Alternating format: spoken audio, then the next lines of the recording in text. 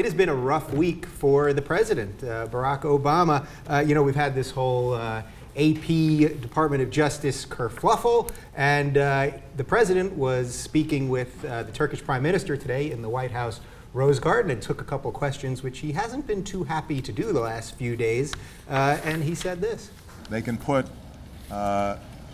some of our intelligence officers who are in various dangerous situations that are easily compromised at risk.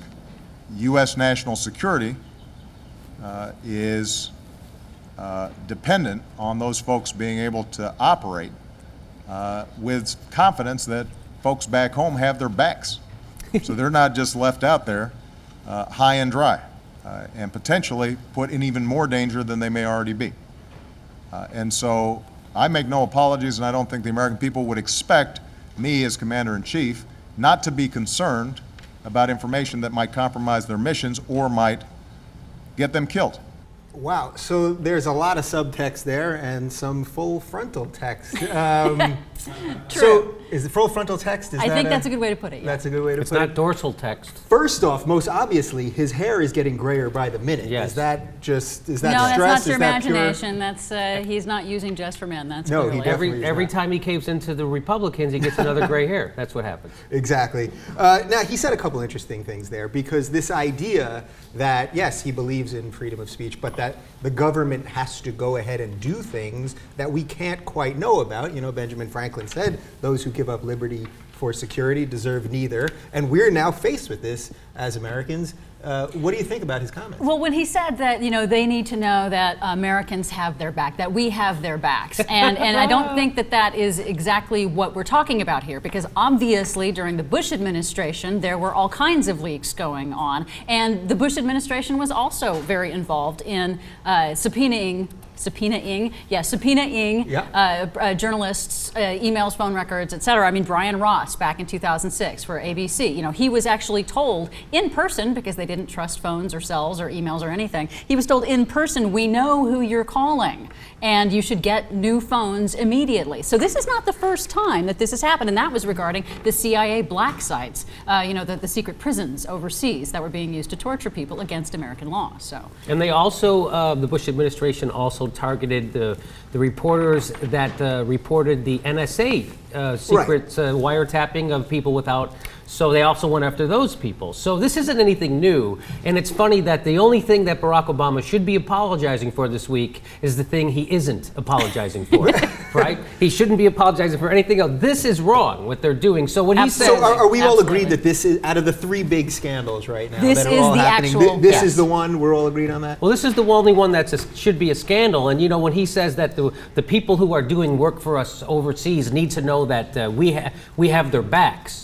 So the people who are doing the good work to protect the United States and its Constitution and its way of life, they need to know that back here, the president is shitting all over that work 100% of the time and making sure that the Constitution and freedom of speech and the press, the fourth estate, isn't allowed to do its job, because now what they've done is they've made sure that nobody is going to ever talk to the AP again if they're afraid for their own safety. Right, and there's a couple fascinating things here. I mean, the Department of Justice already has been on the record saying they can go through your emails and your Facebook messages They and can your give Twitter you national DMs. security letters where Now, they're not we even allowed all- to tell you that they've stolen your stuff. Right, now, and we all have that stuff. We all have the digital communication. But now that this is about the press, do you think that we may get to the breaking point here? Because the press, when it's something about them, then they get very concerned. Well, they didn't get that concerned during the Bush administration. There was some yelling and screaming and belly aching about it, but it didn't change much of anything. So I think it's really ironic now that, suddenly Republicans care about this kind of thing. They care about government overreach, whereas they didn't care just a few short years ago. Yeah. It seems the only time that the press is not going to, they're not going to fight back on this. It seems that the only ones that are is the AP is kind of upset. Like they're the only ones really raising a ruckus. Brian Williams isn't pissed off. Well, the network, it's interesting you say that. Yeah, the network guys seem to be pretty quiet about it. So there's been a little more online stuff. The BuzzFeed guys, the Politico guys, they seem to be... Your Gawker. Yeah, your Gawkers. They're wonderful, hard-hitting news. Yeah, there's a little more there. But do you think this is one of those things where the news cycle, unfortunately, is so quick these days that no matter how big or legitimate a scandal is, that we just are going to let it go in 3 days? Yes, I do think that, and I think that the people who are being overwhelmed with big stories and See, the thing is, they can't. The media used to do was decipher between what was the bullshit scandals and what were real scandals, and will kind of filter through the news for you. But now they don't. They just report everything as how the person saying it wants it reported. So the right wing wants Benghazi to be a scandal. It's a scandal, right? The right wing wants the IRS thing to be a scandal. It's a scandal, even though it's not a scandal. Yeah, exactly. And I think what's going to happen here, and sad to say, because this is actually an extremely serious issue of the United States government not following their own regulations when it comes to this kind of surveillance. But what I think we'll find is that Republicans are not going to press Obama on any of this because they actually love abusing press freedom. And if they don't want to talk about it, then the corporate media guys, they probably won't talk about it either. As you say, they follow the lead of the Republicans. How much do you guys think we inherently have to trust the government? At some level, we have to trust in a way that they are going to do the right thing. Now, of course, all of us in the media business, we don't want them tapping our phones or taking the phone records, et cetera. But there are national security. We don't know things that the president knows. It's just a fact. So how much leeway can we give them before we actually are giving away?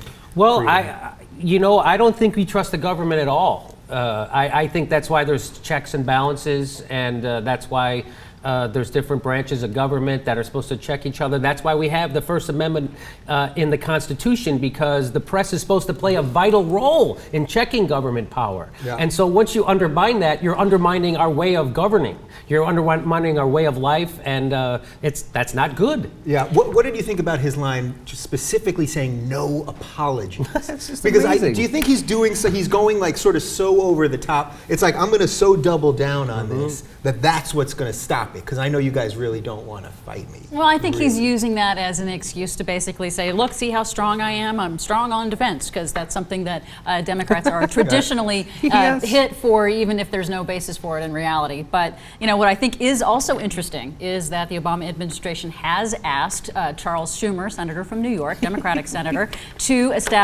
reintroduce, I should say, legislation for a federal shield law for journalists. There are, I think, about half of the states have shield laws in place, but not all of them. Right. And this would be the law that prevents the government from actually forcing journalists to give up their sources. Doesn't mean they'll follow the law. Of course, they have other options available, like national security letters, that they can get all this information anyway. But at least there's a possibility that we would get this one gate preventing them from Of course, going further. we should also say that this was something that Barack Obama was for when he was Oh, yes. when he was a senator, and then you become president, and suddenly you Ta-da! don't know what